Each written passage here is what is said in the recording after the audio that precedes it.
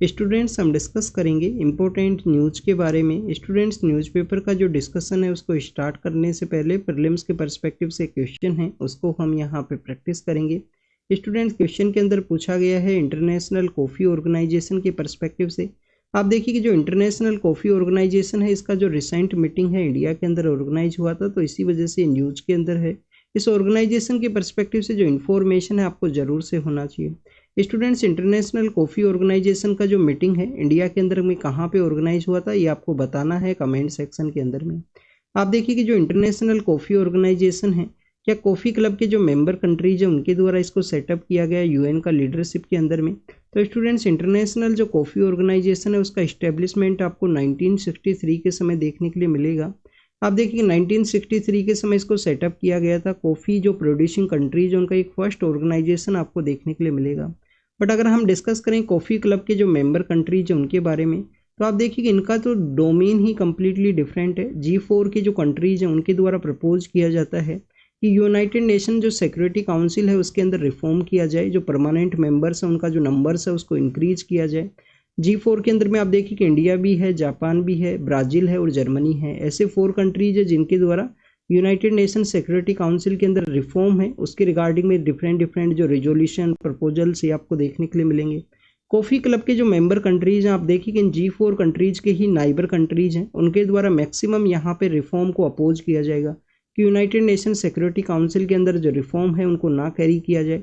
अगर रिफॉर्म यहाँ पे कैरी किया जाए तो कॉफ़ी क्लब के जो मेंबर्स हैं उनको भी ऐड किया जाए, ओनली G4 कंट्रीज को यहाँ पे नहीं ऐड करना है। तो आप देखिए इसके बारे में हम डिस्कस करेंगे। अभी क्वेश्चन को प्रैक्टिस करते हैं। इंटरनेशनल कॉफ़ी ऑर्गेनाइजेशन क्या ओनली इंटर गवर्नमेंटल ऑर्गेनाइजेशन है कॉफ़ी जो प्रोड्यूसिंग कंट्रीज हैं, इंपोर्टिंग एंड एक्सपोर्टिंग कंट्रीज उनके पर्सपेक्टिव से? तो आप देखिए कि स्टूडेंट जो सेकंड स्टेटमेंट है वो करेक्ट है। फर्स्ट स्टेटमेंट इनकरेक्ट है। कॉफ़ी क्लब के मेंबर्स का कोई भी रिलेशन नहीं है इंटरनेशनल कॉफ़ी ऑर्गेनाइजेशन के साथ में। सेकंड स्टेटमेंट करेक्ट है। आप देखिए कि ओनली इंटर गवर्नमेंटल ऑर्गेनाइजेशन है और first international intergovernmental organisation भी आपको देखने के लिए मिलेगा जो कॉफ़ी प्रोड्यूसिंग कंट्रीज है उनके पर्सपेक्टिव से। थर्ड अगर हम डिस्कस करें, इंडिया को यहाँ पे इंपोर्टिंग मेंबर के रूप से रिकॉग्नाइज किया गया है इंटरनेशनल कॉफ़ी ऑर्गेनाइजेशन के वहाँ पे। तो आप देखिए कि स्टूडेंट्स इंडिया इंपोर्टिंग नहीं है, एक्सपोर्टिंग मेंबर है। इंडिया के अंदर में आपको जो कॉफ़ी प्रोड्यूसिंग एरियाज़ हैं उनके बारे में भी पता होना चाहिए। तो फर्स्ट स्टेटमेंट इनकरेक्ट है, थर्ड स्टेटमेंट इनकरेक्ट है, तो ओनली वन स्टेटमेंट जो करेक्ट है वो सेकंड है। तो आप देखिए कि यहाँ पे ए आंसर है वो रहेगा। इंडिया के अंदर हम कॉफ़ी जो प्रोड्यूसिंग एरियाज़ है या इंडिया के अंदर जो कॉफ़ी का जो प्रोडक्शन है उसके पर्सपेक्टिव से डिस्कस करते हैं। आप देखिए कि हमारा जो वेस्टर्न घाट का जो एरिया है, सदर्न पार्ट के अंदर में वेस्टर्न घाट का जो एरिया है, ईस्टर्न घाट का जो एरिया है, वहाँ पे आपको जो कॉफ़ी का जो प्रोडक्शन है वो देखने के लिए मिलेगा। मैक्सिमम जो कॉफ़ी का जो प्रोडक्शन हुआ करता है 70% इंडिया के अंदर जो कॉफ़ी का प्रोडक्शन है वो आपको देखने के लिए मिलेगा कर्नाटका के अंदर में। आप देखिए कर्नाटका के अंदर में मैक्सिमम जो कॉफ़ी का जो प्रोडक्शन है वो आपको देखने के लिए मिलता है। वहाँ पे जो बाबा भूदान हिल्स हैं, बाबा भूदान हिल्स है, वहाँ पे आप देखिए कि कॉफ़ी का जो प्रोडक्शन है बाबा भूदान हिल्स है वहाँ पे। स्टूडेंट्स इंडिया के अंदर में आपको जो अरेबिका कॉफ़ी है, रोबस्टा कॉफ़ी है, उसका प्रोडक्शन देखने के लिए मिलता है। इसके अलावा आप देखिए कि आंध्र प्रदेश के अंदर भी एक एरिया है जिसको कि हम अराकू वैली के नाम से जानते हैं। आंध्र प्रदेश के अंदर में एक एरिया है अराकू वैली के नाम से, वहाँ पे भी जो कॉफ़ी का जो प्रोडक्शन है आपको देखने के लिए मिलेगा। तो केरल है, कर्नाटका है, तमिलनाडु है, आंध्र प्रदेश है, कुछ पार्ट तेलंगाना का भी है जहाँ पे कॉफ़ी का जो प्रोडक्शन है वो आपको देखने के लिए मिलेगा। इसके अलावा स्टूडेंट्स हमारा जो नॉर्थ ईस्ट स्टेट्स हैं यहाँ पे भी जो कॉफ़ी का जो प्रोडक्शन है वो आपको देखने के लिए मिलता है। तो स्टूडेंट्स ये कॉफ़ी के बारे में था इंडिया के पर्सपेक्टिव से। Robusta coffee and arabica coffee उसके बारे में हमने डिस्कस किया। अराकू वैली आपको पता होना चाहिए आंध्र प्रदेश के अंदर में जहाँ पे भी कॉफ़ी का प्रोडक्शन आपको देखने के लिए मिलेगा। इंडिया के अंदर में जो कॉफ़ी बोर्ड है उसके बारे में भी आपको पता होना चाहिए। इंडिया के अंदर में कॉफ़ी के पर्सपेक्टिव से आपको एक बोर्ड देखने के लिए मिलता है। आप देखिए कि स्टूडेंट्स इस बोर्ड का जो हेडक्वार्टर है वो कहाँ पे है? इस बोर्ड का हेडक्वार्टर आपको देखने के लिए मिलेगा बेंगलोर के अंदर में। कुछ हमारे यहाँ पे कुछ बोर्ड्स हैं जिनके बारे में हमने काफ़ी बार डिस्कस किया है। यूपीएससी के अंदर भी आपसे क्वेश्चन पूछा जा सकता है इसके रिगार्डिंग में। जैसे कि सपोज कीजिए टी बोर्ड है। टी बोर्ड का हेडक्वार्टर कहाँ पे है स्टूडेंट्स? कैलकाटा के अंदर में। कैलकाटा के अंदर इसका हेडक्वार्टर है। एक ऑफिस इसका दुबई के अंदर भी आपको देखने के लिए मिलेगा जिसके रिगार्डिंग में रिसेंटली यूपीएससी 2022 के अंदर जो क्वेश्चन है वो पूछा गया था प्रीलिम्स के पेपर के अंदर में। आप देखिए कि रबर बोर्ड के बारे में हम काफ़ी बार डिस्कस करते हैं। जब भी केरल को हम डिस्कस करेंगे, केरल का जो कोटायम का एरिया है, केरल का जो कोटायम का एरिया है वहाँ पे रबर बोर्ड है वो सिचुएटेड है। स्टूडेंट्स अगर हम टैबाको बोर्ड के बारे में डिस्कस करें, टैबाको का जो तंबाकू का जो बोर्ड है वो कहाँ पे है, गुंटूर का एक एरिया है। गुंटूर कहाँ है, आंध्र प्रदेश के अंदर गुंटूर है। गुंटूर का जो चिल्ली है वो भी काफ़ी ज़्यादा फेमस है। तो स्टूडेंट जो गुंटूर का एरिया है जहाँ पे टैबाको बोर्ड का हेडक्वार्टर है वो आपको देखने के लिए मिलेगा। और आप देखिए कि रिसेंटली स्पाइस बोर्ड है वो भी न्यूज़ के अंदर में है, क्योंकि कुछ स्पाइसेस के ऊपर में जो ऑब्जेक्शन है वो किया गया था साउथ ईस्ट एशिया की कंट्रीज़ के द्वारा। इथाइलिन ऑक्साइड का जो प्रेजेंट्स है वो मिला है हमारे इंडिया के जो स्पाइसीज है उनके अंदर में। तो स्पाइस बोर्ड का हेडक्वार्टर कहाँ पे है ये आपको कमेंट सेक्शन के अंदर बताना है। इसी तरीके से आप इंटरकनेक्टेड वे में स्टडी को अगर कैरी करोगे तो आपको काफ़ी कुछ समझ में आएगा। और ये इंटरकनेक्टेड स्टडी आप कब कैरी कर सकते हो, जब आपको न्यूज़पेपर के अंदर जो होमवर्क दिया जाए उसको कंप्लीट करो, रेगुलर बेसिस पे नोट्स बनाइए, उनको रेगुलर बेसिस पे आप रिवीजन कैरी कीजिए, जिससे तो आपको ये सब चीज़ें याद रहेंगी। नहीं आप देखिए कि आप इस डल बेसिस के ऊपर में कमेंट सेक्शन के अंदर पार्टिसिपेट ना करना, इससे आप देखिए कि आपको जो फ़ायदा है वो नहीं होगा। अगर आप न्यूज़पेपर डिस्कशन भी देखते हो तो फ़ायदा आपको जब ही होगा जब आप इसके परमानेंट नोट्स हैं उनको बनाओगे। हम यूपीएससी के पर्सपेक्टिव से डिस्कस कर रहे हैं स्टूडेंट्स, अदर एग्जाम्स के रिगार्डिंग में आप देखिए यूपीएससी के एग्जाम का अगर आप प्रिपरेशन करते हो तो अगर आप नोट्स बनाओगे तो ही आपको हेल्प मिलेगा, जिससे कि आप रेगुलर बेसिस पे उसको रिवाइज कर सकोगे, बार बार उसको याद कर सकोगे। नेक्स्ट अगर हम डिस्कस करें यूनाइटेड नेशन सिक्योरिटी काउंसिल के बारे में, आप देखिए कि यहाँ पे कितने मेंबर्स हैं यूएनएससी के अंदर में, 15 मेंबर्स आपको देखने के लिए मिलते हैं। 5 परमानेंट मेंबर्स हैं जिनको कि वीटो पावर है, 5 परमानेंट मेंबर हैं, 10 नॉन परमानेंट मेंबर हैं, 2 ईयर के बेसिस पे इलेक्ट किया जाता है। इंडिया को नॉन परमानेंट मेंबरशिप काफ़ी बार मिला है, 8 टाइम्स आई थिंक इंडिया ने नॉन परमानेंट मेंबर है वो रहा हुआ है यूनाइटेड नेशन सिक्योरिटी काउंसिल का। यूनाइटेड नेशन सिक्योरिटी काउंसिल के अंदर ये जो 15 मेंबर्स हैं आप देखिए इनका जो जो यहाँ पे चेयरमैनशिप है यूनाइटेड नेशन सिक्योरिटी काउंसिल का, 1 मंथ के रिगार्डिंग में जो चेयरमैनशिप है या हेड करते हैं इस मीटिंग को 1 मंथ के रिगार्डिंग में, जिसके अंदर नॉन परमानेंट मेंबर्स हैं उनके द्वारा भी हेड किया जाता है इसकी मीटिंग को। इंडिया के द्वारा भी आप देखिए काफ़ी बार जब भी मीटिंग हेड करेंगे किया जाएगा टेरर ऑर्गेनाइजेशंस के अगेंस्ट में जो रेजोल्यूशंस हैं वो देखने के लिए मिलेंगे। स्टूडेंट्स इसी यूनाइटेड नेशन सिक्योरिटी काउंसिल के अंदर रिफॉर्म प्रपोज किया जाएगा G4 कंट्रीज़ के द्वारा, जिसके अंदर कौन कौन है, इंडिया इसका पार्ट है। इंडिया के अलावा आप देखिए कि एशिया से एक और कंट्री है, जापान इसका पार्ट है। इंडिया है, जापान है, जर्मनी है, जर्मनी के अलावा आप देखिए कि ब्राज़ील है, ब्राज़ील लैटिन अमेरिका से है। क्यों यहाँ पे प्रपोज किया जाए, क्योंकि यूनाइटेड नेशन सिक्योरिटी काउंसिल के अंदर 5 मेंबर्स हैं, जियोपॉलिटिकल स्ट्रक्चर चेंज हो चुका है 1950 से अगर हम कंपेयर करें प्रेजेंट समय में। लैटिन अमेरिका से कोई भी कंट्री नहीं है, जो हमारा अफ्रीकन कॉन्टिनेंट है वहाँ से भी कोई भी कंट्री नहीं है यूनाइटेड नेशन सिक्योरिटी काउंसिल में परमानेंट मेंबर के रूप से। साउथ एशिया से भी कोई भी कंट्री नहीं है। आप देखिए कि चाइना एक एक्सेप्शन है, चाइना को दिया गया है एशिया के रीजन से, और रसिया भी है बेसिकली इसके अंदर में यूनाइटेड नेशन सिक्योरिटी काउंसिल के अंदर में। बट आप देखिए रसिया का कुछ पार्ट्स को हम एशिया के अंदर काउंट करते हैं, कुछ पार्ट्स को आप यूरोप के अंदर में काउंट किया जाता है। तो स्टूडेंट्स इसी G4 कंट्रीज़ के द्वारा जो रिफॉर्म है उसको प्रपोज किया जाएगा। मोर कंट्रीज़ को आप ऐड कीजिए, जोग्राफिकल जो रिप्रेजेंटेशन को परमानेंट इंक्लूसिव रिप्रेजेंटेशन को यहाँ पे ऐड किया जाए सिक्योरिटी काउंसिल के अंदर में। स्टूडेंट्स यहाँ पे फिर एक कॉफ़ी क्लब बनता है, G4 के अगेंस्ट में एक कॉफ़ी क्लब है उसको फॉर्म किया गया। कॉफ़ी क्लब के जो मेंबर कंट्रीज हैं उनका यहाँ पे मेन मोटिव यही था कि यूएनएससी के अंदर जो रिफॉर्म प्रपोज किए गए हैं G4 के द्वारा उसको अपोज करना। पर आप देखिए ये जो 4 कंट्रीज हैं इन्हीं के नाइबर कंट्रीज कुछ आपको देखने के लिए मिलेंगे, जैसे इंडिया का जो नाइबर है पाकिस्तान है, राइवलरी है। आप देखिए जापान का जो पावर के परस्पेक्टिव से जो राइवलरी वहाँ पे उस रीजन के अंदर कौन सा कंट्री है, साउथ कोरिया है। साउथ कोरिया के द्वारा यहाँ पे रिफॉर्म को अपोज किया जाएगा। जर्मनी का अगर हम उसी सेक्टर के अंदर पावर राइवलरी के परस्पेक्टिव से डिस्कस करें तो आप देखिए इटली है, क्योंकि इटली को जो परमानेंट मेंबरशिप है वो नहीं है तो उनके द्वारा अपोज किया जाएगा। इसके अलावा स्टूडेंट्स ब्राज़ील के परस्पेक्टिव से अगर हम डिस्कस करें तो अर्जेंटीना है, अर्जेंटीना वहाँ पे इसको अपोज किया जाएगा। तो इस तरीके से आप देखिए कुछ नाइबर कंट्रीज हैं। इसके अलावा भी कुछ और कंट्रीज हैं जो यहाँ पे कॉफ़ी क्लब के मेंबर्स हैं, जिनका मेन टारगेट है यूनाइटेड नेशन सिक्योरिटी काउंसिल के अंदर रिफॉर्म है उसको अपोज किया जाए, G4 के जो कंट्रीज है उनको ना ऐड किया जाए। ये बेसिकली क्वेश्चन के परस्पेक्टिव से इंफॉर्मेशन हुआ जिसको हमने यहाँ पे डिस्कस किया है। होमवर्क आपका क्या है, इंटरनेशनल कॉफ़ी ऑर्गेनाइजेशन का मीटिंग कहाँ पे ऑर्गेनाइज हुआ ये आपको पता होना चाहिए। और नेक्स्ट आपको ये आप देखिए कि यहाँ पे हमने कॉफ़ी बोर्ड्स इन सब के बारे में डिस्कस किया है। एक आप देखिए कि अभी रिसेंटली हमारे यहाँ पे टर्मरिक बोर्ड है वो भी बनाया गया है, हल्दी का जो बोर्ड है ना वो भी बनाया गया है। हल्दी कहाँ पे होता है वैसे, उसका जो प्रोडक्शन कहाँ पे हुआ करता है, जो टर्मरिक का जो प्रोडक्शन आपको देखने के लिए मिलेगा, महाराष्ट्र के कुछ पार्ट हैं, आंध्र प्रदेश के कुछ पार्ट्स हैं, वहाँ पे उसका जो प्रोडक्शन है वो काफ़ी अच्छा आपको देखने के लिए मिलता है। नेक्स्ट अगर हम डिस्कस करें स्टूडेंट लॉर्ड रिपन के बारे में है, आप देखिए कि लिटन जो पर्सन हुआ करते थे, लिटन नाम के एक हमारे वाइसरॉय हुआ करते थे, उनके बाद में रिपन पावर के अंदर में आते हैं। लिटन के द्वारा काफ़ी कुछ यहाँ पे किया गया था, काफ़ी कुछ इनके द्वारा एडवेंचर है वो आपको देखने के लिए मिलेगा। तो आप देखिए कि इनके द्वारा सिविल सर्विस का जो एज है उसको भी चेंज कर दिया गया, काफ़ी कम कर दिया गया था। वर्नाकुलर प्रेस एक्ट है वो इनके द्वारा लाया गया, जो वर्नाकुलर लैंग्वेज के जो न्यूज़पेपर्स हैं उनके ऊपर आपको जो रेस्ट्रिक्शन है वो देखने के लिए मिलेगा लिटन के इस वर्नाकुलर प्रेस एक्ट के थ्रू। तो उसी वर्नाकुलर प्रेस एक्ट को यहाँ पे रिपील किया गया रिपन के द्वारा।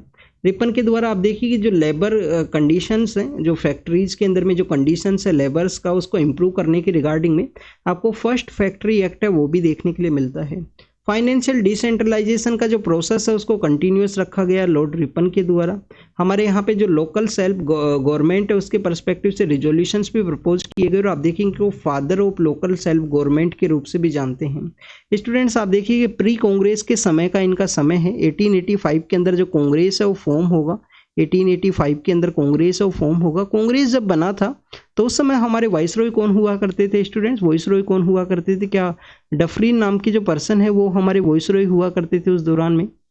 नेक्स्ट आप देखिए एजुकेशन के पर्सपेक्टिव से भी कमीशन है इनका लीडरशिप के अंदर बनता है, सर विलियम हंटर का लीडरशिप के अंदर बनाया गया, ये जब वाइसरॉय हुआ करते थे। और एक इल्बर्ट बिल कंट्रोवर्सी है वो क्रिएट हुआ था कि कौन से जजेज हैं उनके द्वारा बेसिकली इंग्लिश पर्सन है उनका जो केस है उसको हैंडल किया जाएगा, उसी के रिगार्डिंग में एक इल्बर्ट बिल कंट्रोवर्सी है वो आपको देखने के लिए मिलती है रिपन के पर्सपेक्टिव से। इनको father of local self government के फादर के रूप से भी जाना जाएगा। आप जब लक्ष्मीकांत को रीड करोगे ना तो आप देखिए कि जब आप जो पंचायती राज इंस्टीट्यूशन है उस सब को रीड करोगे तो इनका जो नेम है वहाँ पे उस चैप्टर के अंदर मेंशन है। नेक्स्ट अगर हम डिस्कस करें स्टूडेंट्स पॉलिटिकल एडवर्टाइजमेंट्स के पर्सपेक्टिव से है, आप देखिए कि पॉलिटिकल एडवर्टाइजमेंट्स के अंदर में हम मॉडल कोड ऑफ कंडक्ट के पर्सपेक्टिव से डिस्कस करते हैं। एक पिटीशन फाइल किया गया दो पॉलिटिकल पार्टीज के द्वारा। मॉडल कोड ऑफ कंडक्ट के अंदर बताया गया है कि आपको क्रिटिसिज्म करना है, कर सकते हो आप क्रिटिसिज्म अपने अपोजिशन का जो पॉलिटिकल पार्टीज है उनका, बट आप देखिए कि आपका जो क्रिटिसिज्म है वो बिल्कुल यहाँ पे टू द पॉइंट होना चाहिए, उनकी पॉलिसीज के रिगार्डिंग में, उनके जो प्रोग्राम्स है उसके रिगार्डिंग में, नॉट रिगार्डिंग द उनकी पर्सनल लाइफ किस तरीके से है, अपोजिशन की जो पॉलिटिकल पार्टी के जो पर्सन्स हैं उनके रिगार्डिंग में। आपको उनका जो प्राइवेट लाइफ है उसके रिगार्डिंग में जो कमेंट्स है वो नहीं करने चाहिए। कोई भी आप देखिए कि अनवेरीफाइड जो इन्फॉर्मेशन है, अनवेरीफाइड जो इन्फॉर्मेशन है, अनवेरीफाइड कोई फैक्ट है, कोई थिंग्स है वो यहाँ पे नहीं बोलना चाहिए पब्लिसिटी कैंपेनिंग के दौरान में। ये मॉडल कोड ऑफ कंडक्ट के पर्सपेक्टिव से कुछ प्रोविजन आपको देखने के लिए मिलते हैं। यहाँ पे एक एडवर्टाइजमेंट के रिगार्डिंग में पॉलिटिकल पार्टी के द्वारा कहा गया है कि हमारे का जो वैल्यू है उसको डिफरेंट करने का कोशिश किया गया, उनका जो यहाँ पे वो गलत फैक्ट्स हैं वो बताए गए हैं उनके रिगार्डिंग में पॉलिटिकल एडवर्टाइजमेंट में, जिसको कि यहाँ पे बताया गया उनके द्वारा सुप्रीम कोर्ट के अंदर में। सुप्रीम कोर्ट के अंदर द्वारा भी यही कहा गया है कि आपका जो राइवलरी जो पार्टी है, अपोजिशन का जो पार्टी है उसके साथ में आपका राइवलरी नहीं है। आप इलेक्शन के अंदर में कंटेस्ट करते हो but date does not means the कि वो आपका एनिमी नहीं है। इलेक्शन के अंदर में आप कंटेस्ट कीजिए, कोई भी पर्सनल वे में डेरोगेटरी कमेंट्स हैं उनको ना कीजिए। ये बेसिकली यहाँ पे एक एडवर्टाइजमेंट के रिगार्डिंग में पिटीशन के अंदर देखने के लिए मिला।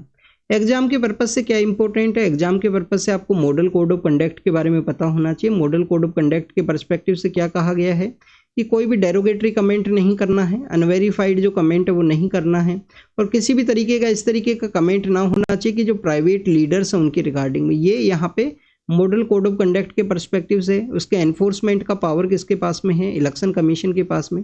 इलेक्शन कमीशन के द्वारा क्या किया जाएगा? मॉडल कोड ऑफ कंडक्ट के वायलेशन के दौरान में फर्स्ट टाइम नोटिस दिया जाता है। क्या किसी मेंबर को, क्या किसी यहाँ पे जो पॉलिटिकल कैंपेनर हैं उनको रोक भी दिया जाता है कैंपेनिंग से? यस स्टूडेंट्स, रोक दिया जाता है। काफ़ी बार कैंपेनिंग का जो समय है 1 दिन के लिए रोक दिया जाएगा, 2 दिन के लिए रोक दिया जाएगा। ये इलेक्शन कमीशन के पास में आपको जो पावर है वो देखने के लिए मिलती है। IMD के द्वारा फोरकास्ट किया गया है मानसून के पर्सपेक्टिव से कि हमारे यहाँ पे अबाउ नॉर्मल जो मानसून है वो देखने के लिए मिलेगा। स्टूडेंट्स, मानसून के ही पर्सपेक्टिव से हमने डिस्कस किया था कि उसका जो सदर्न ब्रांच है वो आप देखिए कि अंडमान के लिए पहुंच चुका है। अंडमान के समय में आपको 2 बार जो बारिश है वो देखने के लिए मिलती है, अंडमान एंड निकोबार के वहाँ पे। आप देखिए कि 0 डिग्री के पास ही है, तो लिटिल बिट आपको 0 डिग्री के आसपास का जो वेट इक्वेटोरियल क्लाइमेटिक कंडीशन है वैसा आपको जो इम्पैक्ट है वो देखने के लिए मिलता है अंडमान एंड निकोबार के जो आइलैंड्स है वहाँ पे। स्टूडेंट्स इसके अलावा यहाँ पे जो केरल के लिए अप्रोच करेगा, हमारा जो मेन लैंड है वहाँ पे केरल के लिए अप्रोच करेगा मानसून, और मानसून के पर्सपेक्टिव से जो इंपॉर्टेंट कैरेक्टरिस्टिक फीचर है उसको आपको पता होना चाहिए। हमारा जो मेन लैंड है वो हीट करना चाहिए स्टूडेंट्स। अगर मेन लैंड हीट करेगा तो आप देखिए कि यहाँ पे लो प्रेशर का एरिया है वो क्रिएट होगा। तिबेतियन प्लेट्यू का यही एक इम्पोर्टेंस है हमारे यहाँ पे मानसून कंडीशन के रिगार्डिंग में। अगर वहाँ पे हीटिंग होगा अच्छे से, समर का जो समय में हीटिंग होगा तो आप देखिए कि लो प्रेशर क्रिएट होगा, मानसून का जो विंड्स है उनको यहाँ पे हाई प्रेशर से लो प्रेशर के लिए वो आएंगी और अच्छा जो रेनफॉल है वो देखने के लिए मिलेगा। हमारे इस पार्ट्स के अंदर में, इस पार्ट जो वेस्टर्न पार्ट है यहाँ पे कम बारिश देखने के लिए मिलता है। उसके बिहाइंड का एक जोग्राफिकल रीजन भी है कि अरावली का जो डायरेक्शन है, अरावली आप देखिए गुजरात से इसी तरीके से न्यू दिल्ली के पर्सपेक्टिव से उनका जो डायरेक्शन है वो देखने के लिए मिलेगा। तो मानसून विंड्स के पैरेलल होने की वजह से आपको यहाँ पे कम बारिश है वो देखने के लिए मिलती है वेस्टर्न पार्ट के अंदर में। बट अरावली का एक बेनिफिट भी है स्टूडेंट्स कि वेस्टर्न पार्ट के अंदर जो डेजर्ट है, जो हमारे यहाँ पे ड्राई विंड्स आया करती हैं पाकिस्तान अफगानिस्तान के एरिया से, तो उनको रोकने के अंदर भी ये हेल्प करता है। जो हमारा यहाँ पे अरावली का जो एरिया है, जो हमारा जो डेजर्ट का एरिया है उसको भी बेसिकली इसके द्वारा रोका जाता है, कन्फाइन किया जाता है only western part of Rajasthan के वहाँ पे। नेक्स्ट आप देखिएगा नॉर्थ ईस्ट के अंदर जो लिटिल बिट लेस रेनफॉल है वो देखने के लिए मिलेगा, ये आईएमडी के द्वारा बताया गया। आईएमडी किस मिनिस्ट्री के अंडर में आता है students? Ministry of earth science के अंडर में। क्या हमारे यहाँ पे सुपर कंप्यूटर्स का हम यूज करते हैं? आईएमडी का जो वेदर फोरकास्ट है, वेदर प्रेडिक्शन है उसके रिगार्डिंग में आप देखिए कि प्रत्युष और मिहिर नाम के 2 सुपर कंप्यूटर हैं वो आपको देखने के लिए मिलते हैं हमारे यहाँ पे वेदर फोरकास्ट या अर्ली वार्निंग जो कंडीशन है उनके रिगार्डिंग में। ऐसे 2 सुपर कंप्यूटर हैं, प्रत्युष और मिहिर हैं। प्रत्युष को कहाँ पे सेटअप किया गया है? क्या प्रत्युष नोएडा के अंदर में सेटअप है? क्योंकि नोएडा के अंदर भी आपको एक ऑर्गेनाइजेशन देखने के लिए मिलेगा वेदर फोरकास्ट के परस्पेक्टिव से, और एक हमारा आईआईटीएम पुणे है, पुणे के अंदर भी एक है हमारा जो ऑर्गेनाइजेशन है, वहाँ पे भी बेसिकली एक सुपर कंप्यूटर है उसको सेटअप किया गया था। 2017-18 के समय में ये जो सुपर कंप्यूटर्स हैं वो न्यूज़ के अंदर में थे। प्रत्युष और मिहिर हैं, एग्जाम के पर्पज से प्रेजेंट समय में इम्पोर्टेंट नहीं है, बट आप देखिए आपको कुछ इन्फॉर्मेशन जरूर से होना चाहिए। इन कोइस के बारे में हम काफ़ी बार डिस्कस करते हैं, हमारा जो ओशियन रिसर्च के परस्पेक्टिव से उसके फोरकास्ट के रिगार्डिंग में। उसका हेडक्वार्टर कहाँ पे है? हैदराबाद के अंदर उसको सेटअप किया गया था। IMD ministry of earth science के अंडर में है। सेटअप इसको कब किया गया? इसको तो आप देखिए कॉलोनियल एरा के समय इसका इस्टेब्लिशमेंट आपको देखने के लिए मिलेगा 1875 के समय में। 1875 के समय ये इस्टेब्लिश हुआ था आईएमडी। तो ये आईएमडी के बारे में था वेदर फोरकास्ट के परस्पेक्टिव से। कुछ पॉजिटिव इम्पैक्ट के आईएमडी का आपको प्रेजेंट समय में कुछ पॉजिटिव रिजल्ट्स आपको देखने के लिए मिलते हैं। आप देखिए कि हमारे यहाँ पे जब साइक्लोन्स आते थे पहले 99 के समय में, उड़ीसा के अंदर एक साइक्लोन आया था, तो उसके अंदर में वेदर फोरकास्ट आईएमडी के द्वारा जो प्रेडिक्शन है वो काफ़ी बैड वे में किया गया। उसका इम्पैक्ट देखने के लिए मिला, काफ़ी सारे लोगों का डेथ हुआ स्टूडेंट्स। और आप देखिए उस समय आईएमडी के पास में उस तरीके से जो यहाँ पे रिसोर्सेज है वो नहीं हुआ करते थे कि उस प्रॉपर यहाँ पे एक्यूरेट जो प्रेडिक्शन है उसको किया जाए। अगर हम प्रेजेंट समय में हमारे साइक्लोन्स के रिगार्डिंग में जो फोरकास्ट है, वार्निंग्स है, उनके बारे में डिस्कस करें तो आप देखिए कि प्रेजेंट समय में आईएमडी के द्वारा लैंडफॉल से पहले ही बता दिया जाएगा कहाँ पे लैंडफॉल देखने के लिए मिलेगा। एनडीआरएफ की टीम के द्वारा पर्सन्स को रेस्क्यू कर लिया जाएगा। तो ये पॉजिटिव आउटकम आपको देखने के लिए मिलता है आईएमडी के पर्सपेक्टिव से कि किस तरीके से जो फोरकास्ट है, अर्ली वार्निंग से वो इम्प्रूव हुआ है। पपुआ न्यू गिनी के बारे में है। ऑस्ट्रेलिया का लोकेशन आपको जरूर से पता होना चाहिए, ये ऑस्ट्रेलिया है सपोज कीजिए। ऑस्ट्रेलिया के अंदर स्टूडेंट्स एक चीज़ आप ऑब्जर्व करना कि काफ़ी सारे सिटीज़, अगर आप क्रिकेट का लिटिल बिट आपको इंटरेस्ट है तो आपने उनकी सिटीज़ के नाम पता होंगे। मेलबर्न है, सिडनी है, पर्थ है। तो ये कुछ जो सिटीज़ हैं ऑस्ट्रेलिया के अंदर में, पर्थ क्या वेस्टर्न पार्ट के अंदर सिचुएटेड है, ईस्टर्न पार्ट के अंदर में? तो आप देखिए जो कंप्लीट सिटीज़ हैं आपको कोस्टल एरिया के अंदर देखने के लिए मिलेंगी। मेजर जो सिटीज़ हैं कोस्टल एरिया के अंदर सिचुएटेड हैं ऑस्ट्रेलिया के अंदर में। ऑस्ट्रेलिया का जो नॉर्थ ईस्ट पार्ट है यहाँ पे पपुआ न्यू गिनी का एरिया है, पापुआ न्यू गिनी का एरिया है वो सिचुएटेड है। कोरल सी है, कोरल सी यहीं पे है, अराफुरा सी यहीं पे है। और आप देखिए ये पपुआ न्यू गिनी के अंदर क्या हुआ, लैंडस्लाइड का सिचुएशन क्रिएट हुआ, जिसको फोटो को यहाँ पे शो किया गया है। नेक्स्ट आप देखिए कि पपुआ न्यू गिनी के पास में यहाँ पे कौन सा आइलैंड है? सोलेमन आइलैंड। सोलेमन आइलैंड का कुछ यूएस और चाइना का कन्फ्लिक्ट चलता है, पावर को कैसे टेक ओवर किया जाए। हसन कहाँ पे है स्टूडेंट्स? हसन है कर्नाटका के अंदर में। हसन की मेंबर ऑफ पार्लियामेंट है जो बाहर चले गए हैं इंडिया से बाहर, और उनका डिप्लोमेटिक पासपोर्ट को बैन करने के बारे में या डिप्लोमेटिक पासपोर्ट को विद होल्ड करने के पर्सपेक्टिव से कर्नाटक गवर्नमेंट के द्वारा रिक्वेस्ट भी किया गया था। इनके द्वारा कहा गया है कि अपीयर होंगे अपने केसेस के अगेंस्ट में 31 जो मई है उसको ये रिटर्न करेंगे। ये हसन की मेंबर ऑफ पार्लियामेंट है प्रेजेंट समय में। अभी इलेक्शन के दौरान में आप देखिए कौन वहाँ पे मेंबर ऑफ पार्लियामेंट बनता है, वो डिफरेंट यहाँ पे एक स्टोरी रहेगा। हसन के बारे में अगर हम डिस्कस करें, कहाँ है? कर्नाटका का एक डिस्ट्रिक्ट है हसन। और आप देखिए कि होयसाल डायनेस्टी के बारे में तो आपने काफ़ी बार रीड किया होगा ना, होयसाला डायनेस्टी जिनके अभी टेम्पल्स को रिकॉग्नाइज किया गया है यूनेस्को लिस्ट के अंदर में। तो होयसाल डायनेस्टी के जो टेम्पल्स हैं वो भी आपको हसन डिस्ट्रिक्ट के अंदर देखने के लिए मिलते हैं, कर्नाटका के पास में। मैसूर के नियर बाई एरिया के अंदर हसन डिस्ट्रिक्ट है वो सिचुएटेड है। आप इसका लोकेशन देख लेना अगर आपको इंटरेस्ट हो तो। नेक्स्ट आप देखिए कि इजराइल के परस्पेक्टिव से यहाँ पे डिस्कस किया गया। आईसीजे के द्वारा कहा गया कि आप रफा के एरिया के अंदर अटैक मत कीजिए, बट इजराइल के द्वारा आप देखिए कि फिर से अटैक किया गया है।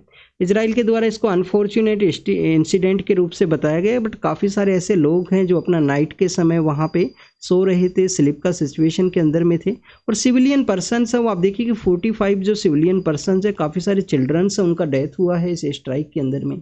आईसीजे के द्वारा कहा गया था कि आपको स्ट्राइक नहीं करना है, इजराइल के द्वारा स्ट्राइक किया गया। आईसीसी के द्वारा आप देखिए इनको प्रोसिक्यूट भी किया गया, इंटरनेशनल जो क्रिमिनल कोर्ट है उनके द्वारा, बट आईसीसी और आईसीजे के पास में अपने जो जजमेंट्स हैं उनके एनफोर्समेंट का जो पावर है वो नहीं है। नेक्स्ट आप देखिए कि रफा कहाँ पे सिचुएटेड है, ये भी आपको यहाँ पे पता होना चाहिए। स्टूडेंट्स आप देखिए, सपोज कीजिए कि ये इजराइल है, सपोज कीजिए इजराइल है, यहाँ पे रफा, सॉरी स्टूडेंट्स, सपोज कीजिए गलत मैप बन रहा है। सपोज कीजिए कि इजराइल है स्टूडेंट्स, यहाँ पे जो रफा का एरिया है वो यहाँ पे जो गाजा बॉर्डर का एरिया है वो सिचुएटेड है। यहाँ पे सदर्न पार्ट के अंदर आपको रफा देखने के लिए मिलेगा, और ये किसके साथ में कनेक्टेड है? जो सिनाई पेनिनसुला है, जो इजिप्ट का जो सिनाई पेनिनसुला है उसके साथ में जो कनेक्टिविटी है वो आपको ये देखने के लिए मिलेगा। और आप देखिए कि सिनाई पेनिनसुला का जो एरिया है उसी को शेयर करने वाला रफा बॉर्डर है, जो कंट्रोल नहीं किया जाता था इजराइल के द्वारा। इजराइल के द्वारा इसको कंट्रोल नहीं किया जाता था। एकमात्र बॉर्डर गाजा स्ट्रिप का जो इसके कंट्रोल में नहीं था वो इजिप्ट की फोर्सेज के कंट्रोल में था, but that does not means कि इजिप्ट के द्वारा वहाँ पे ओपन बॉर्डर रखा गया है, और वो सब आपको नहीं देखने के लिए मिलेगा।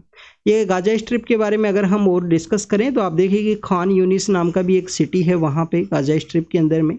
हो सकता है आपसे लोकेशन बेस्ड क्वेश्चन पूछ लिया जाए, हो सकता है कि आपको इजराइल बेस्ड जो क्वेश्चंस पूछे जाएं उसके अंदर में यहाँ पे जो वाटर बॉडी जो उसके पर्सपेक्टिव से क्वेश्चन पूछ लिया जाए कि जो गैलीलियो सी है, गैलीली का जो सी है वो कहाँ पे है, गैलीली का सी कहाँ पे है, डेड सी कहाँ पे है, ऐसा आपसे क्वेश्चन पूछ लिया जाए तो आपको प्रिपेयर करना है। इजराइल को काफ़ी अच्छे से प्रिपेयर कीजिए।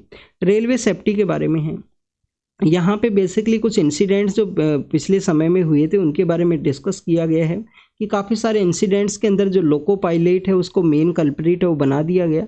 बट आप देखिए यहाँ पे रेलवे सेफ्टी के पर्सपेक्टिव से डिस्कस ये किया गया है कि लोको पायलट्स का जो रोल है वो किस तरीके से है, वहाँ पे लेस नंबर ऑफ वैकेंसी है रेलवे सेफ्टी के पर्सपेक्टिव से।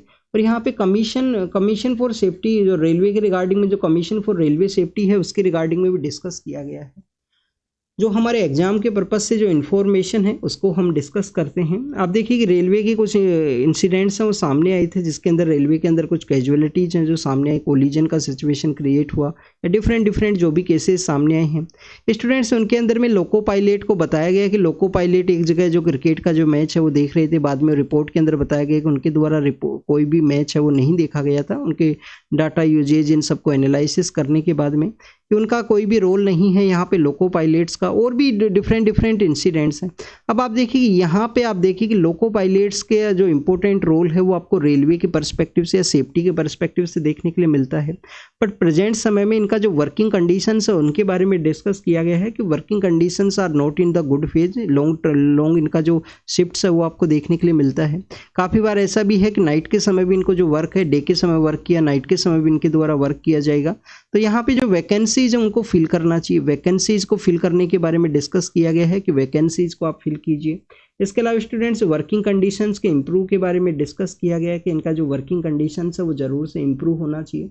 तो ऐसे कुछ पॉइंट्स हैं जिनके बारे में यहाँ पे डिस्कस किया गया है। फ्राइट जो यहाँ पे रेलवे का जो लाइन है, जो पैसेंजर जो रेलवे का लाइन है, उनके पर्सपेक्टिव से भी डिस्कस किया गया कि उनका जो मेंटेनेंस वर्क है वो किस तरीके से लोको पायलट्स के द्वारा ही देखा जाता है, उसके बारे में।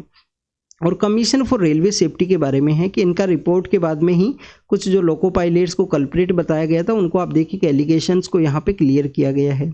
कमीशन फॉर रेलवे सेफ्टी क्या रेलवे के अंडर में है स्टूडेंट्स? अब आपको यहाँ पे जानकारी हो, ऑलरेडी हमने इसको डिस्कस किया है। Ministry of civil aviation, ministry of civil aviation जो आपको एयरप्लेन्स के पर्सपेक्टिव से देखने के लिए मिलेगा सिविल एविएशन के रिगार्डिंग में। आप देखिए मिनिस्ट्री ऑफ सिविल एविएशन के अंदर में ये ऑर्गेनाइजेशन है कमीशन फॉर रेलवे सेफ्टी। इसका जो इस्टेब्लिशमेंट है रेलवे एक्ट 1989 के थ्रू इसको सेटअप 1887-88 के समय इसका जो सेटअप है वो देखने के लिए मिलेगा। पर इंडिपेंडेंस के बाद में 1961 का जो एक्ट है उसके थ्रू इसको कमीशन फॉर रेलवे सेफ्टी को सेटअप किया गया। चाहबार पोर्ट के बारे में डिस्कस किया गया है। रिसेंटली इंडिया के द्वारा ईरान का जो गल्फ ऑफ ओमान है वहाँ पे सिचुएटेड चाहबार पोर्ट है। अब आप देखिए मैंने गल्फ ऑफ ओमान यहाँ पे यूज़ किया है वर्ड को। अगर आपको गल्फ ऑफ ओमान के बारे में नहीं पता है तो जाके एक बार लोकेशन ज़रूर से देखिए। काफ़ी बार आपको लगेगा कि जो चाहबार पोर्ट है वो पर्शियन गल्फ के अंदर सिचुएटेड है। स्टूडेंट, चाहबार पोर्ट पर्शियन गल्फ के अंदर नहीं है, गल्फ ऑफ ओमान के अंदर में है। और आप देखिए कि जो गल्फ ऑफ ओमान है और पर्शियन गल्फ है उसको कनेक्ट करने वाला जो स्ट्रेट है उसका क्या नाम है? Straight of Hormuz. Straight of Hormuz उस स्टेट का नेम है। और आप देखिए कि ईरान का जो प्रेजेंस है आपको दोनों ही वाटर बॉडीज के एरिया के अंदर देखने के लिए मिलेगा। और नॉर्दर्न पार्ट ऑफ ईरान के पर्सपेक्टिव से अगर हम डिस्कस करें तो कैस्पियन सी का जो एरिया है, जो कैस्पियन सी का एरिया है वहाँ पे भी इसका जो बेसिकली आपको जो एरिया है वो देखने के लिए मिलता है ईरान की रिगार्डिंग में। स्टूडेंट, चाहबार पोर्ट का 10 ईयर का जो एग्रीमेंट है हमारे द्वारा साइन किया गया। स्ट्रेटजिक इंपॉर्टेंस है चाहबार पोर्ट का। स्ट्रेटजिक इंपॉर्टेंस किस वजह से है? आप देखिए कि एक तो स्ट्रेटजिक इंपॉर्टेंस है इसका कि हम पाकिस्तान को यहाँ पे बाईपास करते हैं। सेंट्रल एशिया के जो कंट्रीज हैं उनके साथ में हमारा जो रिलेशन है वो सेटअप हो सकता है। अफगानिस्तान के साथ में हमारा अगर कोई ट्रेड हमको कैरी करना है, प्रेजेंट समय में इंडिया के द्वारा तालिबान जो गवर्नमेंट है उसको रिकॉग्नाइज नहीं किया गया है। बट आप देखिए कि ह्यूमैनिटेरियन एड को अगर सप्लाई करना है तो उसके पर्सपेक्टिव से इम्पोर्टेंट है। और इंटरनेशनल जो नॉर्थ साउथ ट्रांसपोर्ट कॉरिडोर है, international north south transport corridor है, उसके पर्सपेक्टिव से भी इम्पोर्टेंट है।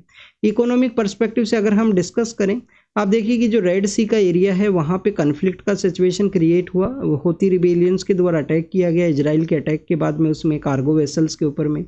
तो international north south transport corridor है वो बेसिकली यहाँ पे सेंट्रल एशिया, रसिया, इनके साथ में जो रिलेशन है या ट्रेड को जो स्ट्रेंथन करने के पर्सपेक्टिव से इम्पोर्टेंट एक सेक्टर रहेगा।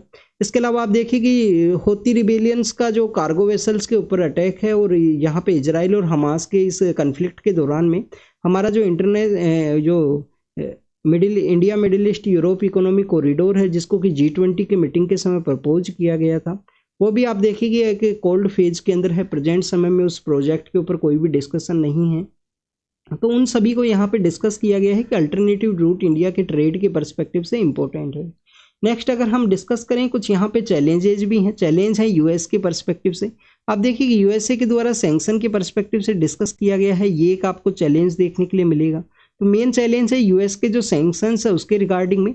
और स्टूडेंट्स यहाँ पे ये डिस्कस किया गया है कि इंडिया का जो इजराइल के साथ में जो रिलेशंस स्ट्रेंथ हुए थे, जिसमें आप देखिए कि इजराइल का जो पोर्ट ऑफ हैप्पा है, इजराइल का जो पोर्ट ऑफ हाइपा है उसको अडानी ग्रुप के द्वारा हेड किया जाता है, अडानी ग्रुप के द्वारा कंट्रोल के अंदर है प्रेजेंट समय के अंदर में।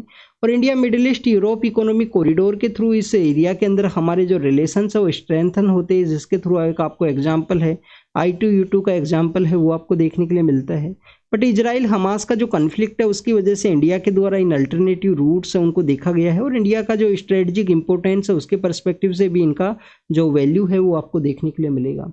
यूएस का जो यहाँ पे सैंक्शंस है उसको इंडिया को देखना चाहिए। उसके रिगार्डिंग देखते हुए आप देखिए कि अपने जो इंटरेस्ट है उनको सिक्योर करने का ज़रूरत है। और आप देखिए कि यूएस के द्वारा इनडायरेक्टली बेसिस पे यहाँ पे ईरान के साथ जो रिलेशंस है उनको बनाया गया है ट्रेड के पर्सपेक्टिव से। जिस तरीके से रेड सी के एरिया के अंदर में यूएस की जो कार्गो वेसल्स है उसको होती रिबेलियंस के द्वारा अटैक किया गया, तो इनडायरेक्ट बेसिस पे यूएस के द्वारा जो ईरान के जो इनडायरेक्ट जो लिंकेज है उनको यूज किया गया है। तो इंडिया को भी यहाँ पे अपने रिलेशंस को स्ट्रेंथ करने का ज़रूरत है, अपने जो स्ट्रेटजिक जो इंटरेस्ट है उसको सिक्योर करना चाहिए। इंडिया के ट्रेड की पर्सपेक्टिव से कल ही हमने डिस्कस किया था कि आप देखिए कि चाइना के साथ हमारा ट्रेड है बट अगर हम बात करें हमारा जो ट्रेड सरप्लस है वो ओनली आप देखिए कि यूएस जो टॉप कंट्रीज है उसके अंदर यूएस ओनली एकमात्र 10 कंट्रीज में देखने के लिए मिलेगा जिनके साथ हमारा जो ट्रेड है वो सरप्लस है। चाइना से हम इलेक्ट्रॉनिक एंड इलेक्ट्रिकल जो गुड्स हैं उनको इम्पोर्ट किया जाता है इंडिया के द्वारा।